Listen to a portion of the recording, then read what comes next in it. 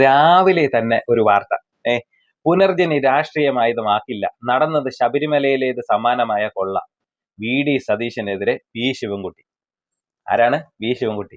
അപ്പം ശബരിമല നടന്നത് കൊള്ളയാണ് എന്നുള്ളത് ശിവൻകുട്ടി സാറ് സമ്മതിക്കുന്നുണ്ടല്ലേ? ഓക്കെ, അത്രയും കാര്യം. കിടന്ന് മെഴുകിയില്ലല്ലോ. പിന്നെ വി.ഡി. സതീശനെതിരെ നിങ്ങൾ ഇത് രാഷ്ട്രീയ ആയുധം ആക്കണം.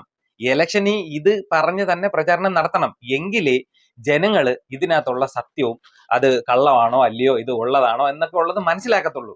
ഇത് രാഷ്ട്രീയ ആയുധമാക്കണം. ഇതെന്നല്ല ശബരിമല കൊള്ളയും ഈ പറയുന്ന പുനർജനി വിവാദവും അങ്ങനല്ല എന്തൊക്കെ വിവാദങ്ങളുണ്ടോ, അല്ലെ എന്തൊക്കെ അഴിമതി ആരോപണങ്ങളുണ്ടോ, അത് കോൺഗ്രസിനെതിരെ ആയാലും BJP-ക്കെതിരെ ആയാലും CPM-നെതിരെ ആയാലും ഐക്കെതിരെ ആയാലും ഏത് രാഷ്ട്രീയ പാർട്ടിക്കെതിരെ ആയാലും വരുന്ന ആരോപണങ്ങൾ തെരഞ്ഞെടുപ്പിൽ നിങ്ങൾ അത് ആയുധമാക്കണം. എങ്കിലേ അതിലെ സത്യം ജനങ്ങളെ തിരിച്ചറിയത്തുള്ളൂ. പിന്നെ ഈ പുനർജനി കേസിനെ പറ്റി വി.ഡി. സതീശനെ വരട്ടാനൊന്നും നോക്കണ്ട. വി.ഡി. സതീശൻ ഇന്നലെ തന്നെ പറഞ്ഞിട്ടുണ്ട് CBI അന്വേഷണം നടത്തിക്കോട്ടെ എന്നുള്ളത്. പുള്ളി എന്താ പറഞ്ഞെന്നുള്ളത് നമുക്കൊന്ന് കേട്ടു നോക്കാം.